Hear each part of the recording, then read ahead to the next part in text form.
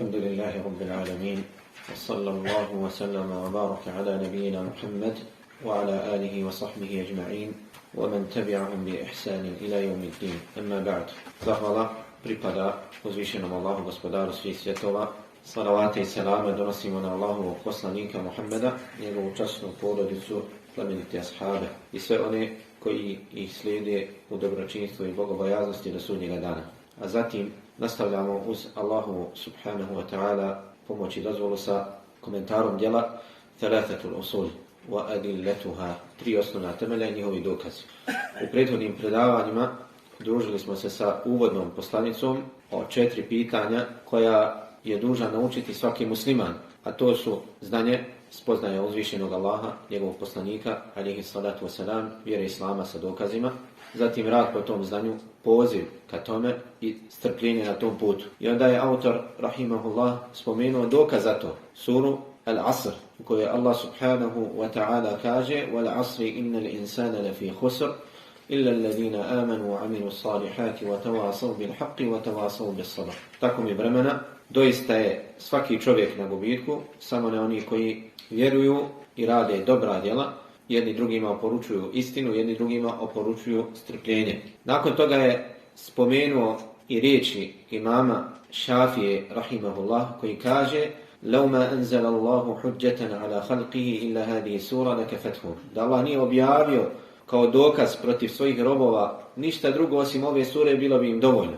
I rekli smo da je ovo govor imama Šafije u značenju i da u drugim dijelima se navodi malo drugačiji govor, to jest da imam Šafija rekao kada bi ljudi razmislili o ovoj suri, bila bi im dovoljna. Dovoljna kao uputa i smjernica na putu ka džennetu. Jer zaista u ovoj suri Allah subhanahu wa ta'ala pojasnio nam je na koji način da se spasimo propasti. Prije svega obznanio nam je da je svaki čovjek na gubitku, da će propasti, biti gubitnik. I onda je spomenuo na koji način da se spasimo toga, te propasti, rekavši da samo oni koji budu vjerovali, a nema vjerovanja bez znanja o Allahu subhanahu wa ta'ala, njegovom poslaniku i njegove vjeri, zatim budu radili dobra djela, pozivali druge u to i strpili se na tom putu, to jest ustrajali na tome sve do smrti. Zatim je autor na kraju ove uvodne poslanice o 4 pitanja spomenuo riječi imama Buharije. Pa kaže وَقَالَ الْبُخَارِيُّ رَحِمَهُ اللَّهُ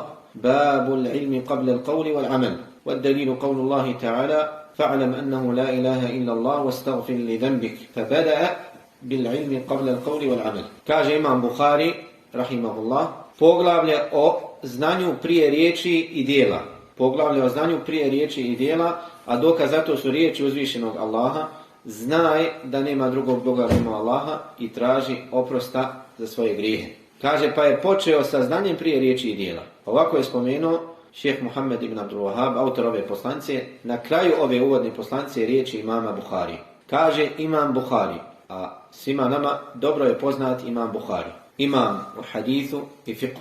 Amirul mu'minin, učenjaci govorili su za njega Amirul mu'minina fil hadith, vođa pravovjernih u hadithu, glavni, gazda, predvodnik, lider u hadithu. Niko se ne stavlja ispred njega. Kao i u razumijevanju haditha. Imam predvodnik među učenjacima. Autor poznate vjerodostojne zbirke haditha, najvjerodostojnije zbirke haditha pod nebeskim svodom, poznatije kao Sahih imama Buhari. Sahih imama Buhari. Kako se zove imam Buhari? Muhammed ibn Ismail. Dalje, kako mu se djed zove? Muhammed ibn Ismail. Muhammed sin Ismail.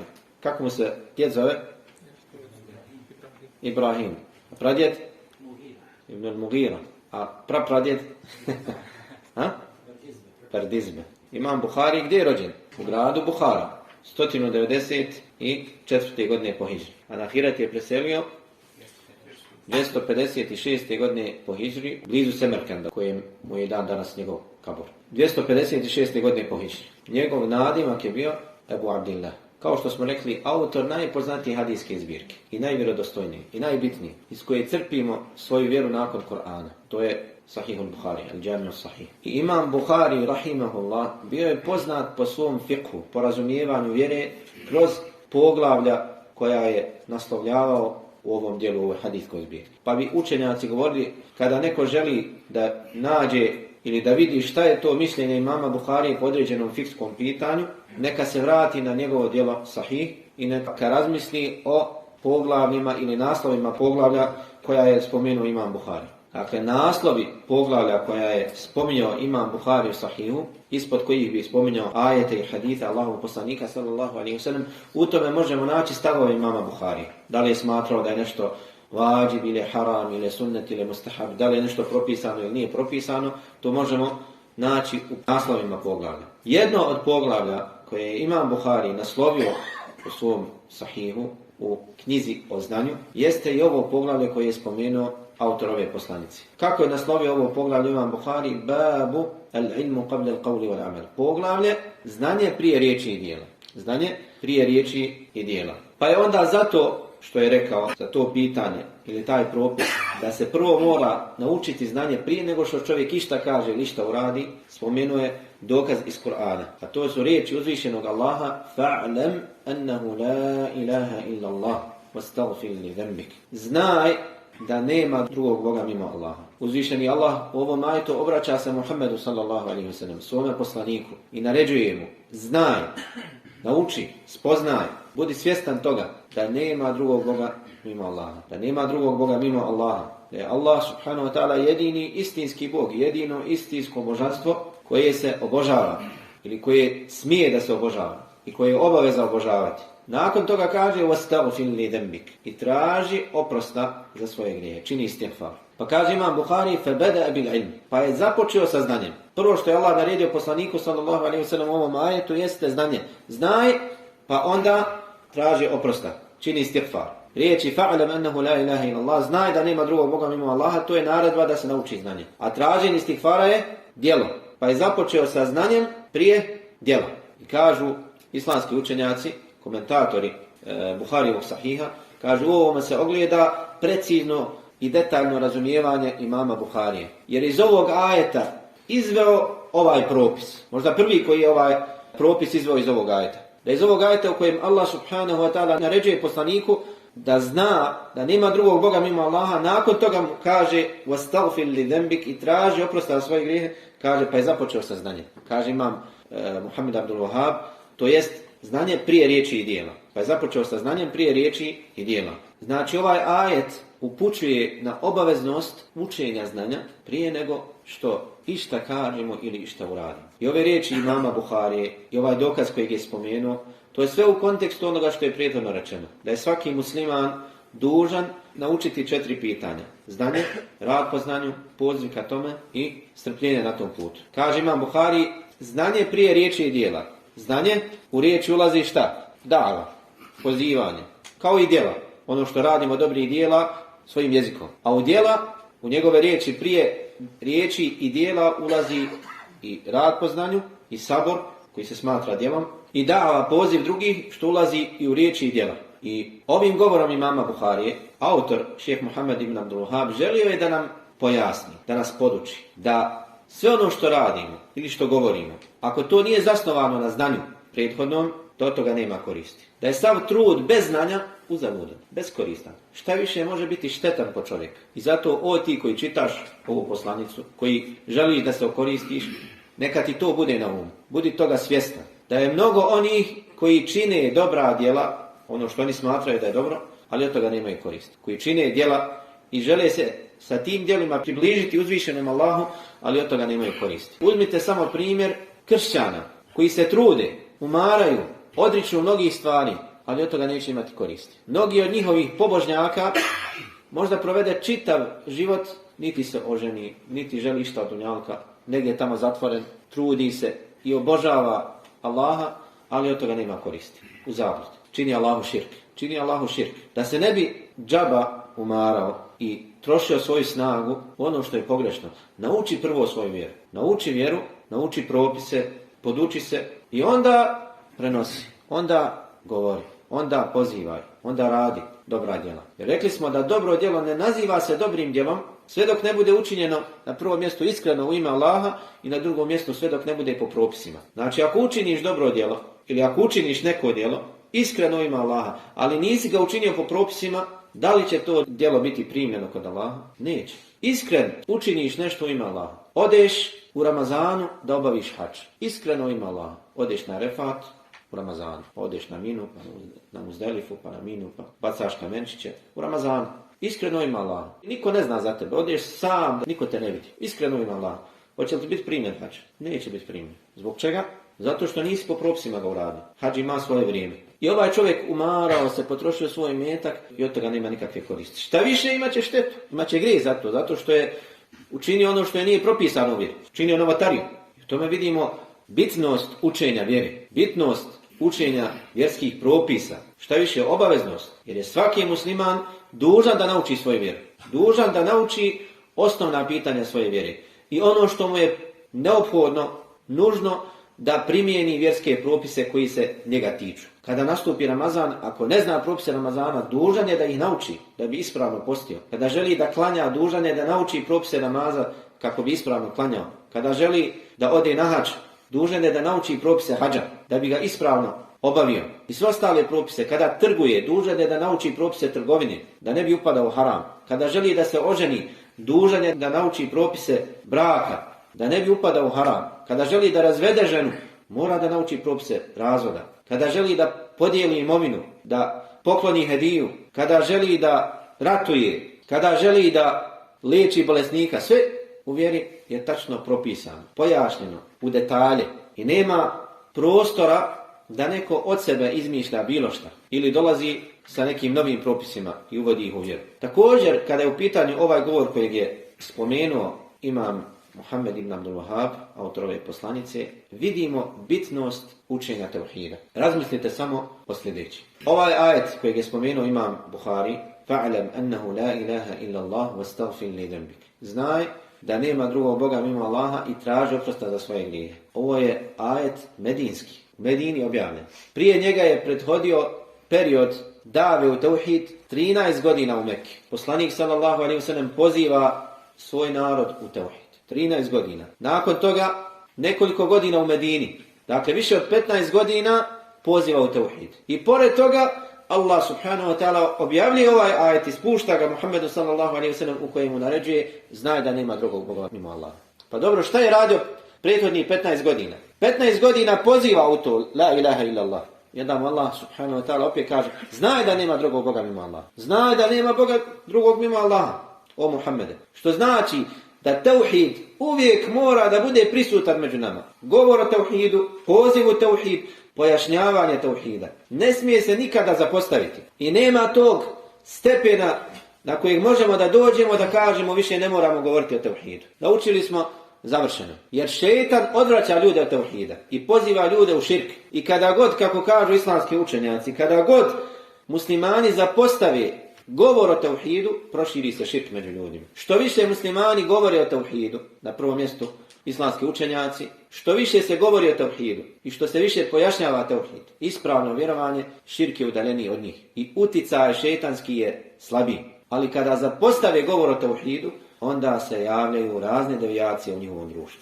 Pogledajte ovo. Allah subhanahu wa ta'ala naređuje Allahovom poslaniku sallallahu alejhi ve sellem nakon toliko godina poziva u tevhid, kaže mu, znaj da nema drugog Boga mimo Allaha. I zato iskreni vjernik nikada mu ne može dojati govor o tevhidu. Po 100 puta da čuje istu stvar, njemu drago, njemu iman raste. Kada ćemo više prevazići ta pitanja? Nikada. Do smrti, do sudnjeg dana. Sve dok bude muslimana mora se govoriti o tevhidu. Ne smijemo sebi dopustiti da nam dojadi govor o tevhidu. Šta više, to treba da nam bude najdraži govor. Da kada neko govori o tevhidu, da nas radost obuzme, da se obradujemo više nego govor o bilo čemu drugom. Iako su i ostali propisi bitni i ne trebaju se zapostaviti. Ali govor o tevhidu je najbitniji. To je početak vjere i kraj vjere. Srž vjere, osnova svih osnova. Ne smije se zapostaviti govor o tevhidu. Zatim, govor o tevhidu ne smije nas odvesti do toga da se uzohonimo, da sebe uzdižemo na drugima, da zaboravimo na svoju slabost. I zato kaže Tebareke wa ta'ala, nakon što je naredio Muhammedu sallallahu alejhi ve sellem da zna da nema drugog Boga mimo Allaha, wastaghfir li dhanbik, i traži oprosta za svoje grijehe. Budi svjestan da imaš grijeha, da si griješnik, da imaš slabosti, manjkavosti. Neka te spoznaja tevhida ne navede na to da se osloniš na Allahovu milost. Ili još gore od toga da se osloniš na svoja djela, da se uzdaš u svoja djela koja ne znaš da li će biti primljena kod uzvišenog Allaha ili ne. Zato poziv u tauhid, ali bez oholosti, bez nadmenosti. Ne smiješ sebi zato što učiš tauhid i druge podučavaš, već odrediti mjesto u džennetu. Sam sebi zagarantuješ, rezervišeš mjesto u džennetu. Toga nema. I zato dova Allahu i poslanika i vjerovjesnika je bila tawaffani musliman wa alhiqni bis salihin. Usmrti me kao muslimana. Ne znaš na čemu ćeš završiti. Ne znaš na čemu ćeš završiti. I ovaj ajet iz sure Muhammed o kojem govorimo, ovo je prvenstveno naredba Rasulullahu sallallahu alaihi wasallam.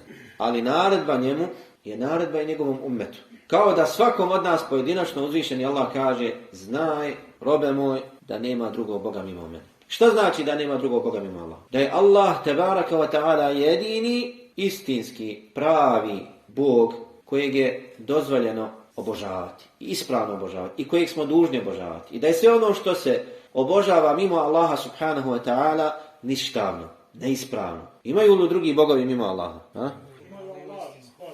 Imaju lažna božanstva. Značenje ovog šehadata la ilaha illallah nema Boga mimo Allaha. Bogova drugih mimo Allaha lažnih ima koje ljudi obožavaju mnogo. Ali nema istinskog Boga mimo Allaha. To jest da je Allah pravi istinski Bog. A sve drugo što se obožava mimo njega da je ništavno, da je lažno. La ilaha, nema Boga. Ovim dijelom šehadata negiramo sva lažna božanstva mimo Allaha. Kada kažemo illa Allah, osim Allaha, time potvrđujemo obožavanje i robovanje uzvišenom Allahu jedinom. Također, ovaj ajet upućuje na vrijednost znanja. Na vrijednost znanja. I zato Imam Ebu Nuaym zabilježio u svom dijelu Hiljetul Awliya lancem prenosilaca od Sufjana ibn Uyeyne, jednog od imama muhadditha, da je upitan o vrijednosti znanja. Upitan o vrijednosti znanja. Pa je proučio ovaj ajet, tome koji ga je upitao, fa'alam annahu la ilaha illa Allah, wastaghfir li dhanbik, znaj da nema drugog Boga mimo Allaha i traži oprost za svoje grijehe. Kaže, zar ne vidiš da je Allah rekao fa'alam? Zar ne vidiš da je Allah započeo ovaj ajet sa naredbom da učimo znanje? Fa'alam. U čemu je velika vrijednost znanja. I prvo što je čovjek dužan da nauči je upravo ovo što mu je Allah naredio u ovom ajetu, a to je tauhid. To je prva obaveza svakog čovjeka, da nauči tauhid. Kada kažemo tauhid, mislimo ispovijedanje jednoći uzvišenom Allahu u njegovom gospodarstvu, u njegovoj božanstvenosti, da samo njega obožavamo i u njegovim lijepim imenima i uzvišenim svojstvima. Prvo što je svaki čovjek dužan da nauči i spoznaje tauhid. Ne kao što kažu apologetičari, filozofi i sljedbenici zabluda, da je prvo što je čovjek dužan da razmišlja. Kaže, prvo što je čovjek dužan je šta? Da razmišlja. Pa da ga to razmišljanje odvede ka tome da povjeruje. Drugi kažu, prvo što je obavezan jeste da posumnja. Pogledajte zablude. Prvo što si obavezan jeste šta? Da posumnjaš u Boga, pa da to kod tebe kažu probudi želju za spoznajom i da se uvjeriš da je Allah istina. Dok sljedbenici ahli sunnata wal džemaata kažu, prvo što je čovjek dužan jeste da kaže la ilaha illallah i da u to povjeruje. I zato imamo mnoge dokaze. Poput ovog ajeta o kojem govorimo. Također i drugi ajet u kojima Allah subhanahu wa ta'ala kaže da je svakom narodu poslao poslanika da pozove svoj narod da nema drugog Boga mimo Allaha. وَلَقَدْ بَعَثْنَا فِي كُلِّ أُمَّةٍ رَسُولًا أَنْ يَعْبُدُوا اللَّهَ وَاجْتَنِبُوا الطَّاغُوتَ. Mi smo svakom narodu, svakom ummetu poslali poslanika koji je govorio Allah obožavajte, klonite se taguta. وَمَا أَرْسَلْنَا مِنْ قَبْلِكَ مِنْ رَسُولٍ إِلَّا نُوحِي إِلَيْهِ أَنَّهُ لَا إِلَهَ إِلَّا أَنَا فَاعْبُدُونِ. I prije toga nijednog poslanika nismo poslali, a da mu nismo objavili, nema drugog Boga mimo mene, pa me obožavajte. Allaha subhanahu wa ta'ala. I kada vidimo kuranske priče o Allahovim poslanicima, prvo što bi govorili svojim narodima je obožavajte Allaha. Obožavajte Allaha. Nema nijednog izuzetka. Svaki poslanik kojeg je Allah spomenuo u Kur'anu, prvo što je rekao svom narodu jeste obožavajte Allah. Prvo što je Muhammed sallallahu alaihi wa sallam rekao svom narodu jeste obožavajte Allaha. I prvo što svaki sljedbenik Muhammeda sallallahu alaihi wa sallam treba da kaže jeste obožavajte Allaha. Ostavite se širka. I velikog i malog, javnog i tajnog. Poslanik alaihi salatu wa sallam kada je poslao Mu'adha u Jemen da pozove stanovnika Jemena u Islam, šta mu je rekao? Ti ćeš doći kod naroda koji su ehlu kitabije, ideš kod naroda koji su ehlu kitabije, sljedbenici prijašnjih knjiga, nebeskih, iskrivljenih. Pa neka bude prvo u što ćeš ih pozvati, da posvjedoči da nema drugog Boga mimo Allaha i da je Muhammed Allahov poslanik. U rivajetu kod imama Buharije neka bude prvo u što ćeš ih pozvati da Allahu ispovjedaju tevhid. U rivajetu kod imama Muslima neka bude prvo u što ćeš ih pozvati da Allaha obožavaju. I ova tri rivajeta pojašnjavaju jedan drugog. Što znači da je značenje šehadata la ilaha illallah ispovjedanje tevhida i činjenje ibadata Allah tebaraka wa ta'ala. Također u hadithu Ebu Hurere radijallahu anhu kod Buharije Muslima, hadithu Anasa kod Buharije, kaže poslanik sallallahu alaihi wa sallam: umirtu an uqatila an-nasa hatta yashhadu an la ilaha illallah wa anni rasulullah. Naređeno mi je da se borim protiv ljudi sve dok ne posvjedoče da nema drugog Boga mimo Allaha i da sam ja poslanik Allahu. Hadith zabilježeni su Buhari Muslim od Ebu Hurere, također Buhari Muslim od Ibn Umara i Buhari od Enesa. U sličnim rivajetima. U rivajetu kod Buhari Muslima od Ibn Umara došao je dodatak وَيُقِيمُ الصَّلَاةَ وَيُؤْتُ الزَّكَاةَ i da obavljaju namaz i daju zekat. Naređeno mi je da se borim protiv ljudi, da vodim borbu sve dok ne razmisle, sve dok ne posumnjaju, ili dok ne posvjedoče dva šehadata. Dok ne posvjedoče, prvo što ih poziva jeste dva šehadata. Također, ovaj govor kojeg je spomenuo autor, rahimahullah, odvodi nas i do jedne druge teme. Ukazuje nam na opasnost govora o Allahovoj vjeri bez znanja. Opasnost govora o Allahovoj vjeri bez znanja. Kaže imam Buhari, znanje prije riječi i dijela. Što znači da onaj koji govori o Allahovoj vjeri prije znanja ili bez znanja, da taj radi suprotno Allahovoj naredbi. Radi suprotno Allahovoj naredbi. I govor o Allahovoj vjeri bez znanja je najveći grijeh. Govor o Allahovoj vjeri. Govor o Allahu bez znanja je najveći grijeh. Je li to znači da je veći grijeh i od širka? Da. Govor o Allahu bez znanja je veći grijeh od širka. Je li moguće? Moguće. Pa mi smo naučili da je širk najveći grijeh. Da. Ali je govor o Allahu bez znanja grijeh koji u sebi sadrži i širk i više od toga. Kaže Allah subhanahu wa ta'ala u 33. ajetu sure Al-A'raf, naređujući Muhammedu sallallahu alaihi wa sallam da obznani svim ljudima: قُلْ إِنَّمَا حَرَّمَ رَبِّيَ الْفَوَاحِشَ مَا ظَهَرَ مِنْهَا وَمَا بَطَنَ. Reci, o Muhammede, zaista moj gospodar zabranjuje razvrat i javni i tajni, وَالْإِثْمَ وَالْبَغْيَ بِغَيْرِ الْحَقِّ i griješenje, grijehe i nepravedno nanošenje sile ili nepravedno korištenje sile, nepravdo, činjenje nepravde, bespravno, بِغَيْرِ حَقِّ وَأَنْ تُشْرِكُوا بِاللَّهِ مَا لَمْ يُنَزِّلْ بِهِ سُلْطَانًا i da Allahu učinite širk, o čemu on nije objavio nikakvog dokaza. وَأَنْ تَقُولُوا عَلَى اللَّهِ مَا لَا تَعْلَمُونَ i da Allahu govorite ono što ne znate. I da Allahu govorite ono što ne znate. Kaže imam Šemsuddin ibn Qayyim al-Jawziyje, rahimahullah, poznati kao Ibn Qayyim, u svom dijelu Medariju Salikin. Kaže, uzvišeni Allah, tebaraka wa ta'ala, u ovom ajetu poredao je grijehe od najmanjeg ka najvećim. Pa je započeo sa razvratom, javnim i tajnim. Zatim je spomenuo općenito griješenje. Pa je onda zabranio primjenu sile bespravno. Zatim je zabranio širk i onda na koncu je zabranio govor o Allahu bez znanja. Kaže, započeo je sa najmanjim grijehom, a završio je sa najvećim grijehom. I ova zabrana sa kojom je završio uzvišeni Allah ovaj ajet, nije zabrana koja može biti dozvoljena u daruri. Jer se zabrana u šerijatu dijele na dvije vrste. Zabrana u osnovi i zabrana sa povodom. Ili zabrana koja nije zabrana u osnovi. Ono što je zabranjeno u osnovi, ono ne biva dozvoljeno u stanju nužde. Poput širk. Širk nikada ne biva dozvoljen. Kufr nikada ne biva dozvoljen. Osim da bi se spasio smrti ili nasilja, kažeš suprotno onome što vjeruješ. To je olakšica u ovom ummetu. Ali širk nikada ne biva dozvoljen. Kufr nikada nije dozvoljen. Za razliku od harama, ta zabrana nije zabrana stala, nego je zabrana zbog štete koja proizilazi iz toga. Kao zabrana, na primjer, jedenja svinjskog mesa. Je li dozvoljeno pojesti svinjsko meso u stanju nužde da bi se čovjek spasio smrti?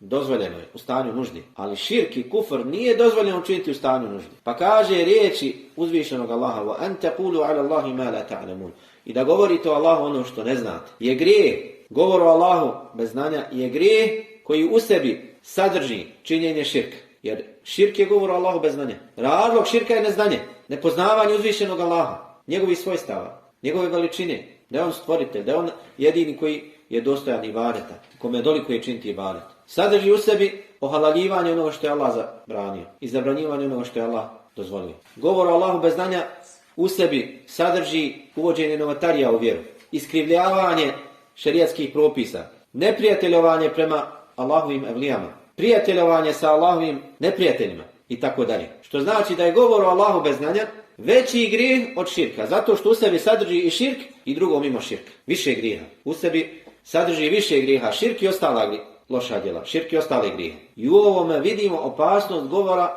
o Allahovoj vjeri bez znanja. Da čovjek kada govori o Allahovoj vjeri bez znanja, može upasti u širk, a nije ni svjestan. Može da mrzi onoga koga Allah voli.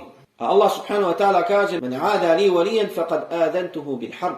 Allah subhanahu wa ta'ala kaže u hadithi kudsiju: "Men aada li waliyan faqad adantuhu bil harb." Onaj ko iskazuje neprijateljstvo prema mom evliji, ja mu objavljujem rat. Onaj ko ne zna, neprijatelj prema onome koga Allah voli. Ili voli ono koga Allah ne voli. U vjeru uvodi novotarije. Zabranjuje ono što je Allah naredio ili što je Allah dozvolio. Dozvoljava ono što je Allah zabranio. Na razne načine može izaći iz vjere. Može upasti u širk, može upasti u kufr. Ne samo da može upasti u kufr, i druge stvari mimo kufra. I zato ova vjera je vjera znanja. Neznanju nema mjesta u islamu. Kroz mnoge ajete u Kur'anu Allah subhanahu wa ta'ala najgore govori o neznanica. I prenosi govor svojih poslanika da su se utjecali Allahu da budu od neznanica. Kada su rekli Musa'u alejhi selam: "Atatahiduna huzwa", jel se ti to sa nama zezaš, šališ se sa nama, kaže im Musa alejhi selam: "A'udhu billahi an nakuna min al-jahilin." Allahu se utječemo od toga da budemo džahila, od neznanica. Wa idha sami'u al-lagwa a'radu anhu wa qalu lana a'maluna wa lakum a'malukum salamun alaykum la nabtaghi al-jahilin. Kada čuju Allahovi odabrani robovi besposlice, ružan govor, a'radu anhu, od toga se okrenu, udalje. Qalu lana a'maluna wa lakum a'malukum. Nama naša djela, vama vaša djela. Selam s vama, mir s vama, la nabtaghi al-jahilin. Ne želimo društvo neznanica. وَإِذَا خَاطَبَهُمُ الْجَاهِلُونَ قَالُوا سَلَامًا. Pa kada im se džahili obrate, kažu selam, mir s vama. Ne želimo s vama. Ne želimo da budemo blizu džahila. Ne želimo njihovo društvo, niti da slušamo od njih govor. Udaljavamo se od džahila, od neznanica. Šta više, Allah naređuje poslaniku sallallahu alejhi ve sellem: وَأَعْرِضْ عَنِ الْجَاهِلِينَ. I udali se od džahila. Udali se od džahila, od neznanica. I ovaj ummet će biti na hajru sve dok u ummetu bude učenjak, dok bude uleme, oni koji znaju. Kada u ovom ummetu nestane učenjaka, ne dolazimo osim zlo, ne dolazimo osim belaj i fitne i smutnje. Zato u hadithu kojeg zabilježi Buhari i Muslim od Abdullaha ibn Amra ibn al-Asa radijallahu anhu, kaže Allahov poslanik sallallahu alejhi ve sellem: "Inna Allaha la yaqbidu al-ilma intiza'an yantazi'uhu min sudurin nas." Allah neće uzeti ovo znanje, uzdignuti znanje tako što će ga uzdignuti iz prsa uleme, tako što će im uzeti znanje odjednom.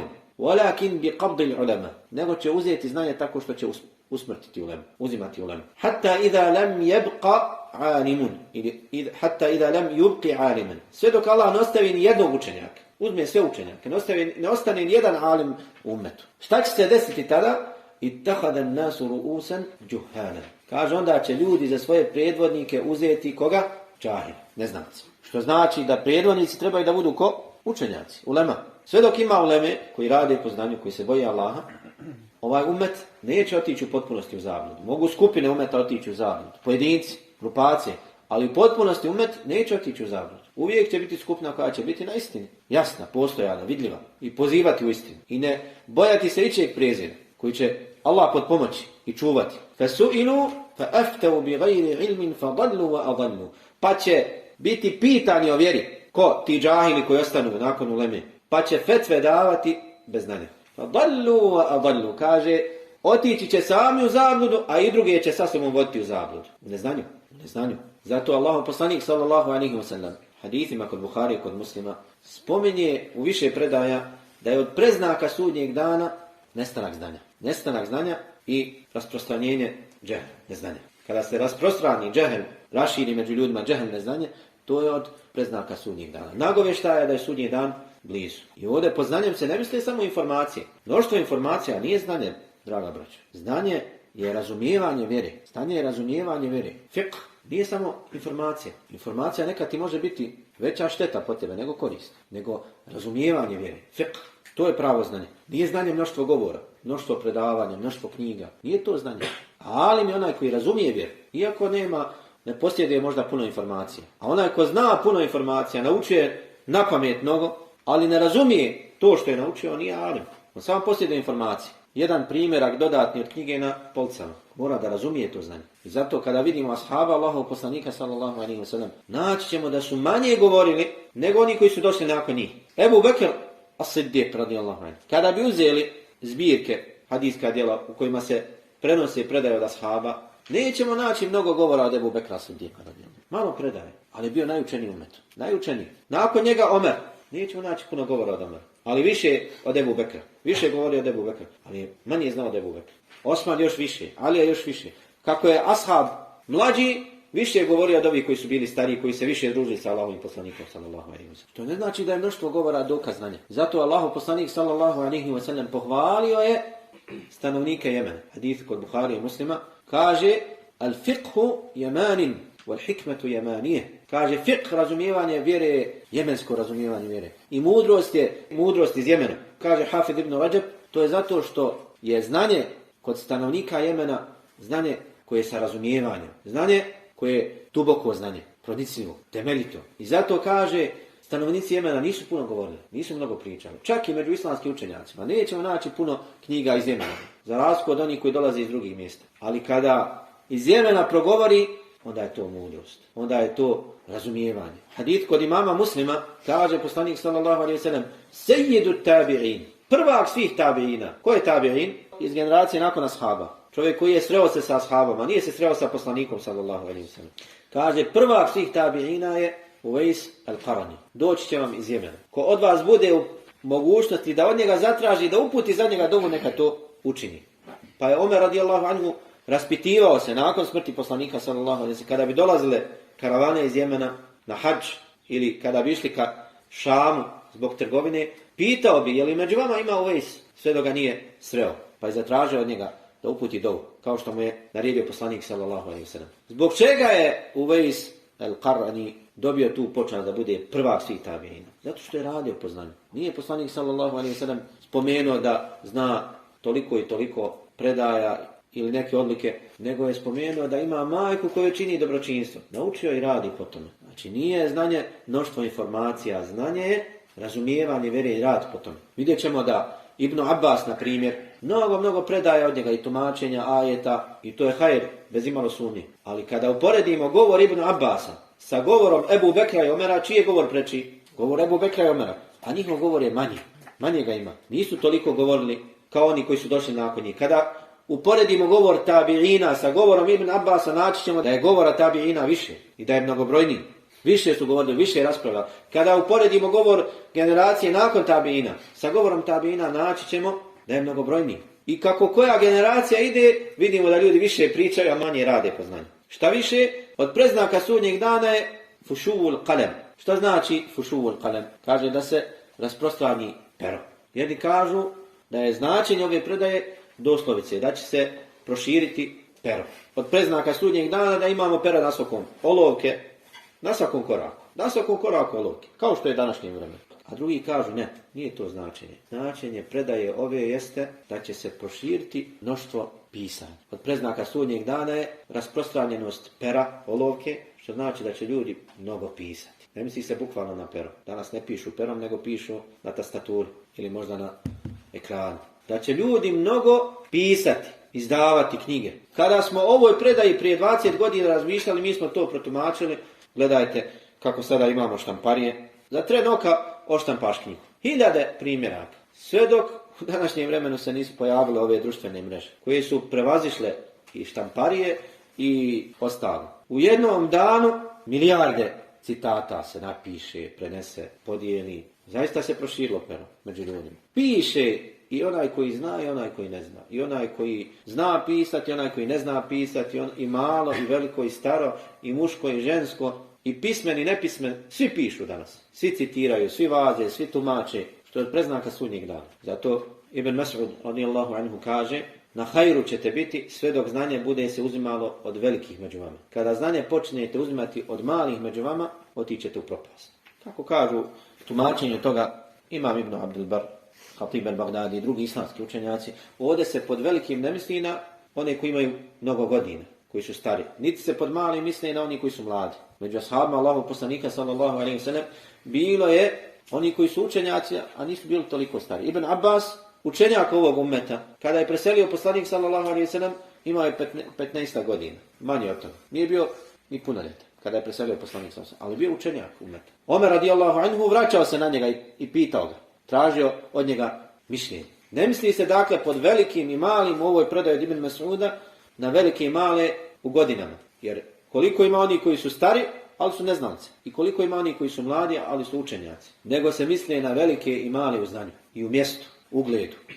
Sve dok budete uzimali znanje od onih koji su ugledni među vama, učeni, odgojeni, bit ćete na hajru. Kada počnete uzimati znanje od svakoga, i od odgojenog i od neodgojenog, i od učenog i od neznance, i od onog koji je dostojan da priča i od onog koji nije dostojan da priča, otičite u propast. Allahu poslanik sallallahu alejhi ve sellem njemu kada je objavljivan Kur'an, ashabi su bili uz njega. Svaki ajet kojeg objavi zna u kojem kontekstu je objavljen, kako, u kojim prilikama, na koji način. Zna tumačenje koje je čuo od Allahov poslanika sallallahu alejhi ve sellem. Ali kada su došli oni koji su došli nakon njih, zar se nisu pojavile haridžije, koji su proglasili ashabe Allahov poslanika sallallahu alejhi ve sellem nevjernicima još za njihovog života. Među njima prisutni, živi, borave oni koji se družili sa poslanikom sallallahu alejhi ve sellem, oni ga proglašavaju nevjernikom. Kažu on je nevjernik. Pa zar on nije bio sa poslanikom, zar nije ratovao, zar nije bio na Bedru, zar nije bio na Uhudu?